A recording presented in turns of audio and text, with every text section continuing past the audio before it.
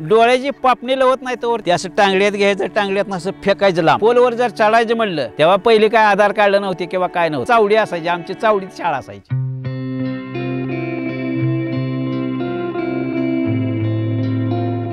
तू गडी सोडला म्हणून तू त्याचा हे करू नको म्हणलं. ती माझा जरी मामा असला तरी मामा तिकडे घरी आल्यावर मामा म्हणलं.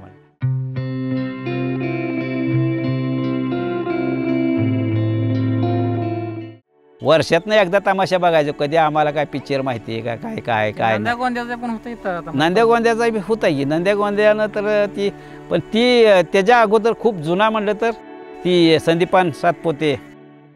त्यावेळेला त्यांनी काय केलं, तुमचा जन्मतारखेचा दाखला आणि जन्मतारखेचा दाखला शाळा सोडलेला आणि तुमचं राशन कार्ड वगैरे त्याचे एक जोहरस आणा. तेव्हा पहिले काय आधार कार्ड नव्हते किंवा काय नव्हतं ह्याच्यावर. मग दाखला दिला हे ते. त्यावेळेला माझं वय पूर्ण 18 असायला 3 महिने कमी पडले. तिथं बॅड लक झाली माझी. सिलेक्शन झालं त्यांनी केलं. पण तिथला एक साहेब होता. साहेबांनी मला सल्ला दिला. म्हणला जानकर तुम्ही एक काम करा म्हणला, तुम्ही शाळा सोडलेला जे दाखला आहे ना ती काढूच नका, दाखवूच नका म्हणला. तुम्ही जावा म्हणला. तुमचं गाव कुठलं आहे म्हणलं विचारलं. मी म्हणलं आमचं मंगळवेढा तालुक्यामध्ये खेडगाव आहे. तुम्ही जावा म्हणला. तहसील कार्यालयामध्ये एक ऑपॉर्च्युनिटी करा. काय शाळा झालीच नाही म्हणून सरळ ऑपॉर्च्युनिटी करा आणि मला जे वय वाढवून आणा म्हणते. तेव्हा फक्त किती 30 रुपये दिले होतं मंगळवेढ्यात.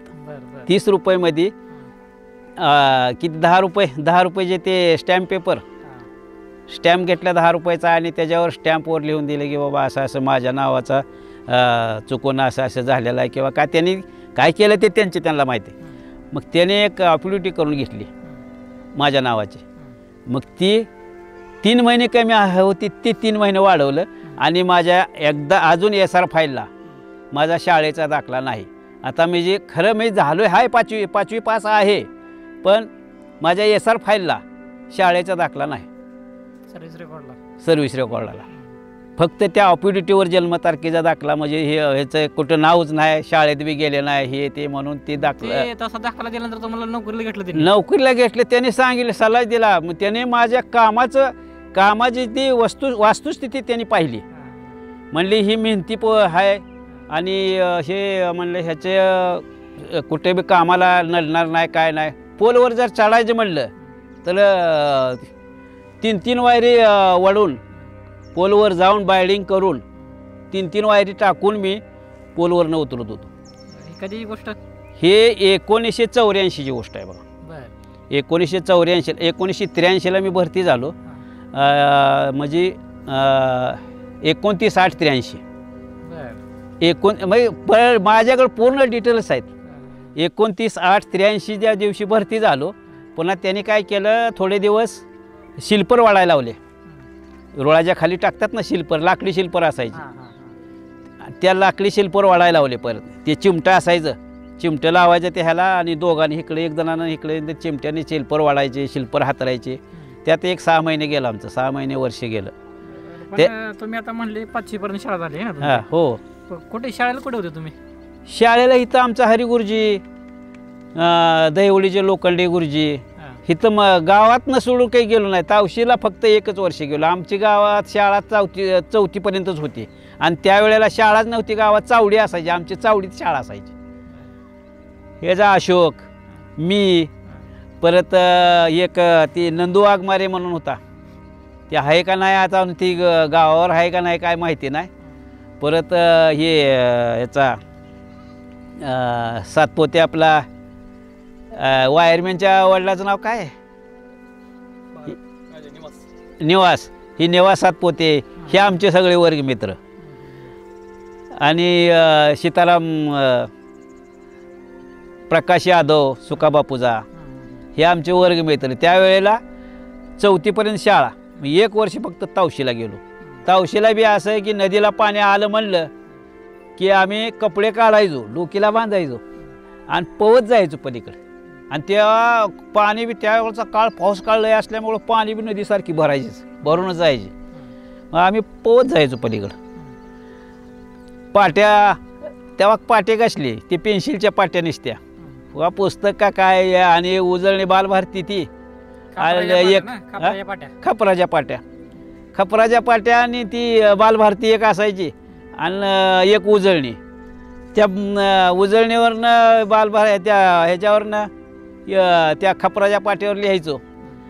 ही आम्हाला पहिली पुस्तकं आणि कुठली पुस्तकं ही ती पुस्तकं घ्यायची बी ती बी माग उलं. आता उगं काय व्हायचं, एखाद्याची परिस्थिती चांगली असली म्हणजे आम्हाला ह्याचे मनूसाहेब होता तेव्हा मनूसाहेब मी त्याला सिनियर आहे, माझ्यापेक्षा लई लहान आहे ते. आपला तो मनूसाहेब आपला माधवसाहेबाचा. त्यांची काय करायची, त्यांची जरा परिस्थिती चांगली असल्यामुळं ते पुस्तकं आम्हाला घेऊन द्यायचं त्याच्या वडील. मग खरं माधवसाहेबाचं आम्हाला खूप सहकार्य आहे पहिलं. त्याने आम्हाला पुस्तके घेऊन द्यायचं आणि पुस्तके ते 4 नाही तर 2 रुपयाला पुस्तक. तेव्हाची पुस्तके बी काय अशी. आणि आता ती जर गाईड्स घ्यायची म्हणलं तरी बी आता 200, 150 आणि 250 रुपये गाईड्स आहे. पण त्यावेळेला 2 नाही तर 3 रुपयाला बालभारती असायची. शिक्षण कसं असं काय पद्धत होती शिक्षणाची पहिले? शिक्षण आम्ही ॲक्च्युअलचे जर गुरुजीने जर आम्हाला म्हणले का नाही बस, तर आम्हाला डायरेक्ट चड्डीत मुतायला यायची असली परिस्थिती होती. मारायचे लोखंड लागले आणि हात मारायचे. पण शिक्षण त्या पद्धतीनं. पण माझं आता कोणी मला इंग्लिशसुद्धा मला वाचायला लिहायला सांगा काय, इंग्लिश आपली सही बघा. माझी जर सही कोणी केली, आता मी 5वी पास आहे काय, माझी कोणी बी सही म्हणजे ही करून हे करावा. माझी सही कोणाला येणार नाही. आणि कुठलं बी कसलं बी इंग्लिश असू द्या, हे तुम्ही आपणाला त्यातसुद्धा नॉलेज म्हणजे तेव्हा काय इंग्लिश नव्हतं शिकायला खरं. पण ह्या आत्ताच बघून मी आता म्हणजे कामावर गेल्यापासून की उगाच इंग्लिशाची स्पेलिंग बाबा हे काय होतं आहे ते काय होतं आहे, ती स्पेलिंगसुद्धा शिकलो आहे व कुणाच्या नावानेच कशी करायची. आणि ते त्या काळात तुमचे मित्र वगैरे, तुम्ही खेळ वगैरे काय असायचे लहानपणी तुमच्या? लहानपणी खेळ काय आमचं कसं, लहानपणी खेळ आट्यापाट्या, सुरपारमा शाहेकडं का रानात गेलो म्हणजे गाया म्हशी घेऊन जर रानात गेलो तर सुरपारंबा असायचा. सुरपारंबा म्हणजे काय करायचं, एवढं एक लाकूड घ्यायचं, ते असं टांगड्यात घ्यायचं, टांगड्यातनं असं फेकायचं लांब आणि झाडावर चढायचं. मग झाडावर त्यानं जाऊन आणूस तर झाडावर चढायचं आणि रिंगण असायचं, त्या रिंगणात त्यानं ठेवायचं आणि आम्हाला शिवायला झाडावर यायसाठी. मग आम्ही काय करायचं, फांदीवरनं येऊन ती झाडावरनं बुंदी झाडावरनं वर चढलं काय आम्ही ह्याच्यावरनं फांदीवरनं उडी टाकायचो आणि त्या रिंगणातला सुरपारंबा शिवायचा. मग शिवल्या ती सुरपारंबा शिवला म्हणलं की आमचं त्याच्यावर राज असायचा. मग ती असला आमचा खेळ. कबड्डी काय शाळेत वाचायची काय, पण ही रानात कबड्डी काय नाही, पण रानात म्हणलं तर सुरपारंबा आणि शाळेत म्हणलं तर ते हेच कबड्डी वगैरे हे ते. आणि जास्त आम्हाला छंद आम्हाला जास्त आट्यापाट्याचा. आम्ही गादेगावनं झालं तर परत बऱ्याच जाग्याला आम्ही नंबर आणलेत काय काय. त्यातमध्ये आम्ही कमलाकर सातपोते, अशोक वाघमारे, परत सीताराम यादव, आगंद्या माने वारला त्याचा बिचारा. म्हणजे असं काय हे होणे खरं, पण अब शेवटी कसं असतं, जय त्याच्या नशिबाचं हे असतं ते. आणि असे आमचं एक टीम असायची 5-6 जवळजवळ 10-12 जणांची टीम असायची.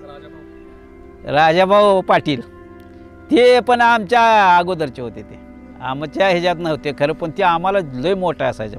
ती कायम सुराला असायचा आणि ते काय सध्या मोठा असल्यामुळे ते हाताखालनं गडी गेलेले बी कळायचे नाही. तर कसं चालायचं आट्यापाट्या खेळ, कसा चालायचा पहिला काय? आट्यापाट्या म्हणजे असं नंबरावर असे म्हणजे असे गावागावातनं असे हे करायचे, पत्रिका द्यायची किंवा असं पहिलं कुठलं फोन तर काय तर गावात सांगायचे बाबा या गादेगावला आट्यापाट्याचा खेळ आहे. पुन्हा असं समजा अकोलकरांनी यायचं गावाकडं मारापूरला, त्यांनी सांगायचं बाबा हे आट्यापाट्याचा आमच्या गावात उद्या सामना येतं. चावरीची फाटी ज्याने धरल त्यानं जेवढा चलाक खेळाडू असेल त्याला पकडायचं वरचं. म्हणजे पहिल्या 1 नंबरची फाटी, 1 नंबरच्या फाटीवाल्यानं 1 नंबरचा त्यानं तो असा गडी पकडायचा की त्याला खाली ते कोंडीत कधी राहणार नाही, लगेचच कोंड फोडणार, कोणाच्या हातात राहणार नाही.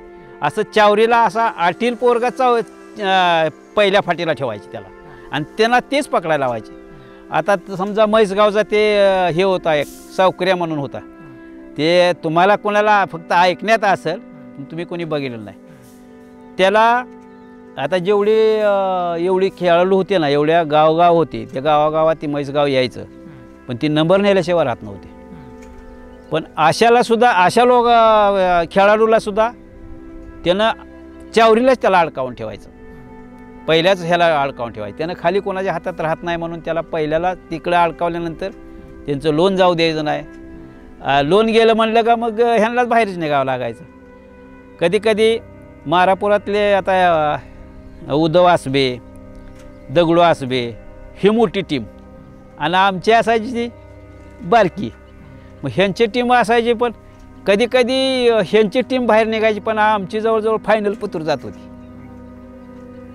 कधी एखादा रंगलेला सामना आठवतो का तुम्हाला? रंगलेला सामना बघा अशी दिवाळीमध्ये रंगला होता आमचाच. काय झालं? आमचा रंगलेला आम्हाला हे दिले होते, लेंडवे चिंचाळं दिलं होतं. लेंडवे चिंचाळं दिलं. मग लेंडवे चिंचाळ्यामध्ये सुखदेव म्हणून पोरगं होतं आपलं ह्याचा जगू बलांडे. जगूचं पोरगं सुखदेव म्हणून होतं. त्याला काय केलं की धरं नाही ते कोणीच, कारण ऐकत नाही ते. मग तो म्हणजे कोणाला ऐकत नाही म्हणून डायरेक्ट शेवटच्या फाटीला सोडायची खाली 10 हां. मग कारण तिथं काय कोंडच फोडायचं होतं, त्याच्यानं कोंड फुटत नव्हतं, त्याला वर काय धरत नव्हती. मग त्यातमध्ये सामना असा रंगला, पहिल्यांदा सामना असा रंगला की टायमिंग दिलेला असेल की एवढ्या टायमात कोंड फुटलंच पाहिजे. नाही जर फुटलं का लगेच त्याने जायचं फाटीवर आणि फाटीवरच्याने वरती यायचं, कोंडी द्यायचं. मग टायमिंगला कोणाचंच झालं 5 मिनटं दिली, 5 मिनटं त्याची बी 5 मिनटं दिली, आम्हालाही 5 मिनटं दिली. त्याचे बी कोंड फुटलं नाही, आमचंही कोंड फुटलं नाही. पुन्हा मार्कावर लावलं. ज्याचा गडी हात म्हणजे खेळून कोण गडी वाढवल त्याचा विजय. मग तसं पण दिलं. आणि खेळूनसुद्धा झालं तर त्याला बी टाईम 3 मिनटाचा टाईम. 3 मिनटामध्ये गड्यानं ती खेळून त्याच्या हातातनं निघून गेला पाहिजे खाली. मग 3 मिनटानंतरसुद्धा झालं तर त्याने गेलंच नाहीत.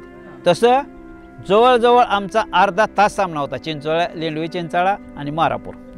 मग मी काय करायचो, मी 6 नंबरीला असायचो. मी एकदम मला काय वरचा गडी मला आवडत नाही म्हणून मी 6 नंबरला. मग 6 नंबरला असल्यावर काय त्याला तिथं हलकाच गडी यायचा, मग वरचा चांगला गडी धरायचा. मग मी काय गडी सोडत नव्हतो. सुखदेव आधी चावरीला असल्यामुळं त्यानं त्याच्या हातातनं गडी वाढला गडी खरं, पण त्यानं त्याचं बाहेरचे जे फाटे असतात ना, काय बाहेरच्या फाटे असतात ते वाढून जाताना बाहेरच्या फाटीवर बरोबर त्याचा पाय पडला. मग पाय तसा पडल्यावर हंपरनं निर्णय दिला गडी वाढला म्हणून. मग जे खाली बसलेली जी असते, फाटीवर बसलेली जी असते, त्यांनी सांगितलं तो आऊट आहे म्हणून. त्याचा बाहेर फाटीवर पाय पडलेला आहे, बाहेर आहे, तो आऊट आहे. मग ती म्हणायची आऊट नाही, हे म्हणायचे. असं करता करता त्यातमध्ये आमचा एक 15 ते 20 मिनटं वेळ गेले. मग शेवटी हे करून म्हणली नाही. मग शेवटी ते म्हणले नाही, ते आऊट आहे, फाटीवर पाय पडलेला आहे, तो आऊट आहे म्हणले. मग आऊट आहे म्हणल्यावर परत आम्हाला दिलं खेळायला. मग 3 मिनटं या टायमामध्ये सुखदेवनं काय केलं, त्याला वरती चांगल्या खेळाडूनं वरती धरला. त्यानं डोळ्याची पापणी लवत नाही तर त्यानं गडी वाढवला. विजय झाला आमचा आणि त्यांची आमची लागली भांडणं. चुकीच आहे म्हणले तुम्ही. हां, मी थांब म्हणलं होतो, मग ती पळाला.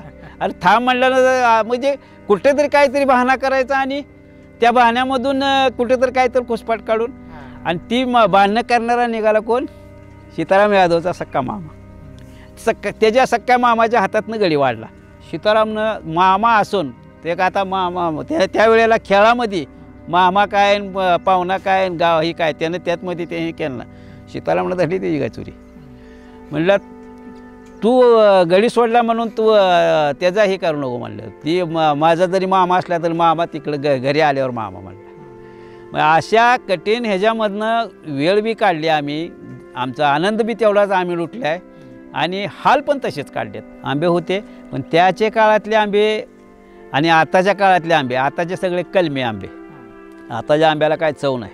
पहिले जे आंबे होते, खराचं जर लोणचं गाठलं पूर्वी, खार जर गाठला, आता भरण्याने घालते ते खार, पण पूर्वीचे कसं मडकं घ्यायचं, गोल मडकं घ्यायचं, त्यात मध्ये मोहरी, तेल आणि हळद मिसळायची आणि त्या मडक्यामध्ये आंब्याचं लोणचं असायचं.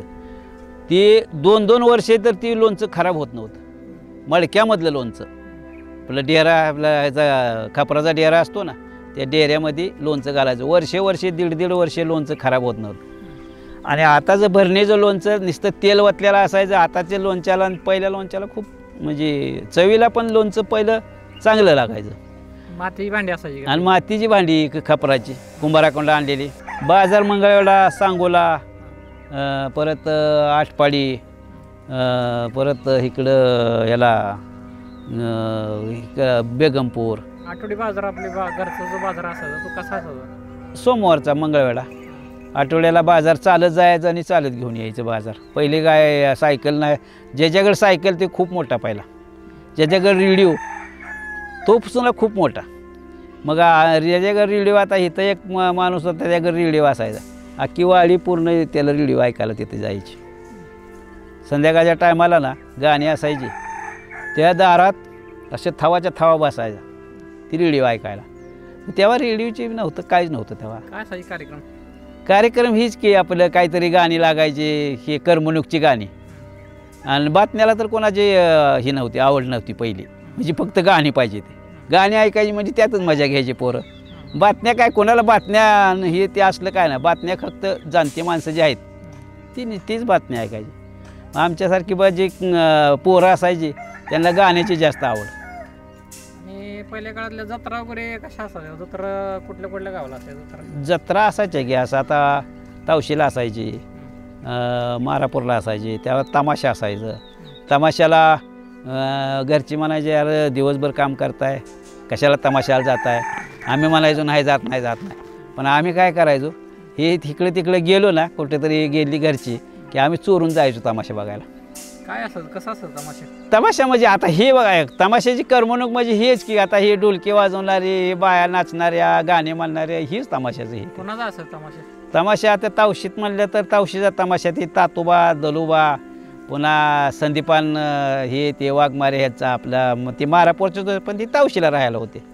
या असली तमाशाचे म्हणलं का कवा तर वर्षातनं एकदा तमाशा बघायचो. कधी आम्हाला काय पिक्चर माहिती आहे का, काय नंद्या गोंद्याचा पण होतं. नंद्या गोंद्याचा बी होता की. नंद्या गोंद्यानं तर ती, पण ती त्याच्या अगोदर खूप जुना म्हणलं तर ती संदीपान सातपोते आणि त्यातन्या दल्या म्हणून होती बघा पहिली. ह्यांचं तमाशे ही पटकंवाले असायचे, चिटाचं पटका असायचं. मग तेव्हा खूप म्हणजे खूप आनंद वाटायचा तेव्हा ती तमाशाचं हे ते बघण्यासाठी. काय चोरून जायचो आम्ही तमाशा बघायला, आम्हाला जाऊ द्यायची नाही ती घरची. बेदिक पण होतं. बेदिकाचा एवढा आम्हाला बी काय छंद नव्हता. बेदिका असायची, पण ती जाणती माणसं, मोठी माणसं जायची बेदी गाणी ऐकायला. हे ते आम्हाला म्हणजे बेदिकाचं काय कळत बी नव्हतं. आणि तमाशाचं तर कुठले काय कळतंय, फक्त आनंद घ्यायचा आहे तिथं. तमाशाचं तर काय कळतंय, गाणी चांगली गाणी वाटले म्हणजे तेवढा आनंद.